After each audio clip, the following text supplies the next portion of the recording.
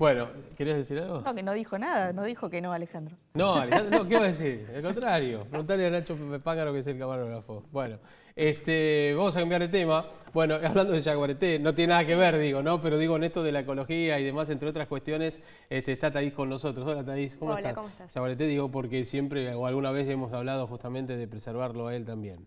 Sí, lo mismo también lo estaba pensando, ¿no? Como relacionado de que vemos mucho cómo va a estar la proyección en el día a día de lo del dólar, y yo te hablo de unas proyecciones más a largo plazo que me atrevo a decirte deberían preocuparte un poco más de cómo va a estar el dólar, porque tiene que ver con cómo van a estar las ciudades, ¿no? En el futuro, o escenarios posibles de cómo estarían las ciudades, incluso Buenos Aires, ¿sí? Dentro. Esto tiene que ver con un estudio que se dio a conocer en estos días por parte de un grupo de investigadores del Crowder Lab de Suiza, que lo que un poco se preguntaron fue, bueno, ¿cómo impactará el cambio climático a más de 500 ciudades que se analizaron, sobre todo teniendo en cuenta cómo sería el clima en estas grandes urbes en 2050, dentro de lo que sería un contexto de un escenario bastante prometedor? Es decir, si se llegaría a 2050 a, por ejemplo, con iniciativas de mitigación al cambio climático, compensar la huella de carbono, y así se lograría limitar el aumento de la temperatura global. Así todo,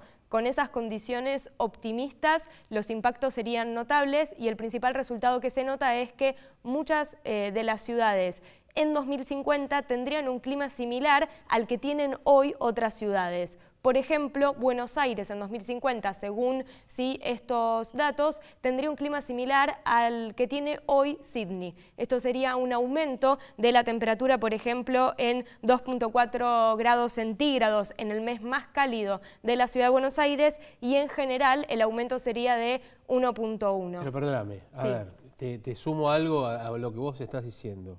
Hoy es 17 de julio, tenemos previsto 17 grados de temperatura máxima, 18 y 19 para los próximos días, es decir, 19 creo que para viernes y sábado, digamos, y estamos no te digo en pleno invierno porque no estamos en la mitad, pero estamos en invierno, digamos, ya lo estamos de alguna manera advirtiendo, es decir, el mundo o el planeta está dando señales, te está diciendo, mirá, ¿ves lo que te dice Thaís? Bueno, te lo muestro ahora, pero esto no es nada. Esto recién empieza, ¿o no? Totalmente. Y acá yo recién te mencionaba, el estudio considera un escenario prometedor respecto de que se hayan implementado políticas para 2050 y que se haya logrado limitar en un cierto nivel el aumento de la temperatura. Imagínate si el escenario no fuera tan optimista y estaríamos en otro contexto. Así todo, incluso con ese escenario se producirían estos cambios, que tenemos una placa para ver algunos de los datos más relevantes de este estudio que se dio a conocer y que sobre todo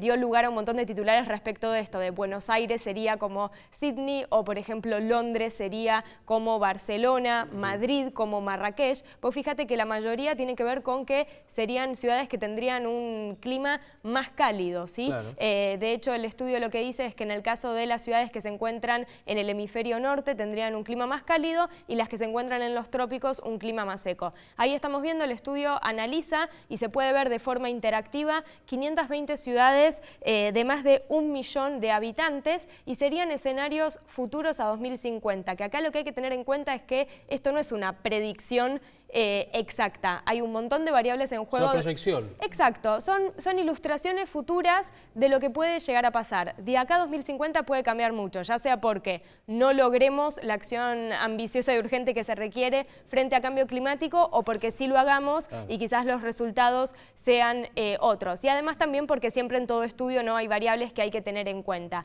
De esas 520 ciudades que se analizaron, el 77% va a tener un clima próximo al que tiene otra ciudad en la actualidad. Es esto que yo te decía de, bueno, Buenos Aires para 2050 va a tener características climáticas similares a las que tiene hoy el clima de Sydney. Y por otra parte, 22 de esas ciudades va a tener condiciones climáticas totalmente nuevas. Lo que dice el estudio es que esto es lo que más le llama la atención, como que son características que hoy no se ven en grandes ciudades y que para ese entonces sí se van a ver. Como por ejemplo, ¿qué podría ser? Mucha lluvia, un lugar seco. Exacto, mucha lluvia. En lugar lugares que hoy no están acostumbrados a periodos de sequía van a ser extensas sequías que después van a tener precipitaciones muy intensas. ¿Se entiende? Entonces eso puede ser, siempre teniendo en cuenta que serían casos, condiciones totalmente nuevas para una ciudad que no viene con esas características climáticas. ¿Y por qué es importante tener en cuenta esto? Porque según las estimaciones de Naciones Unidas, para 2050 el 68% de la población mundial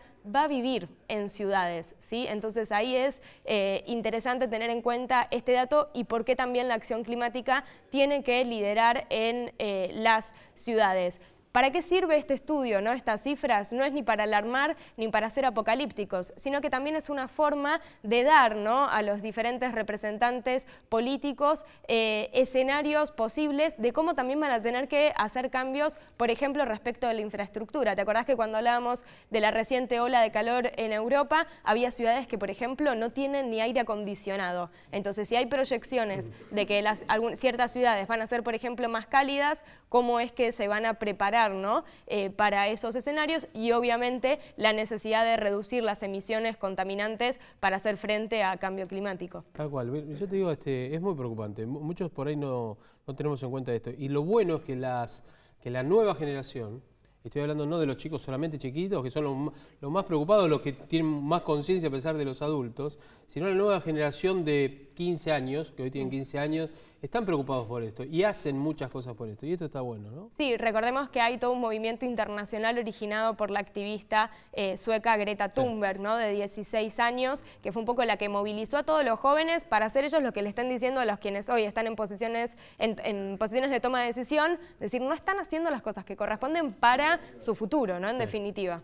Bueno, y otro de los temas también es a propósito de los animalitos autóctonos de la República Argentina, también esto de preservarlos también, de ocuparnos y de alguna manera saber que hay algunos que son autóctonos de nuestro país y tenemos que de alguna manera conservarlos, ¿no? Sí, así es. Una buena noticia que se dio a conocer en estos días acá en Argentina porque se produjo la reintroducción de una especie que se encontraba extinta desde mediados del siglo XX. Estamos hablando del lobo gargantilla o nutria gigante, se le pueden dar esos dos nombres, que es un mamífero acuático. Ahí estamos viendo, ¿sí?, cuando se la estaba justamente colocando en un corral en el Parque Nacional Iberá. Te cuento cómo es el proceso de esta hembra que tiene 7 años, se llama Alondra, vino hace 3 meses, fue donada por el zoológico de Budapest en Hungría. Cumplió con el periodo obviamente de cuarentena y revisión y la semana pasada lo que se produjo es que se la liberó justamente en este corral de 800 metros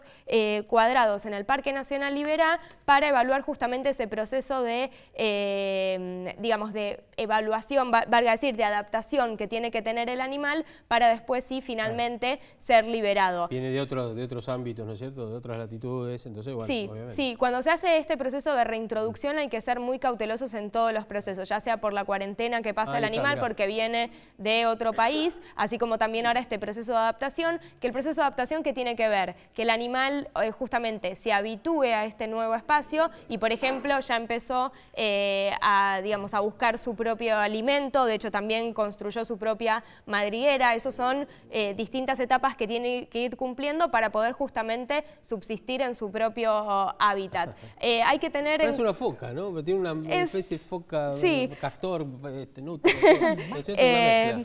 Nutria gigante se le dice, que uno cuando dice el nombre no se imagina algo algo de película de ciencia ficción. Pero es interesante sí tener en cuenta que se encontraba extinto en nuestro país desde mediados del siglo XX, principalmente por 2 causas y 2 amenazas: la alteración de su hábitat natural y por otra parte la caza furtiva por el uso de la piel que hacían del animal.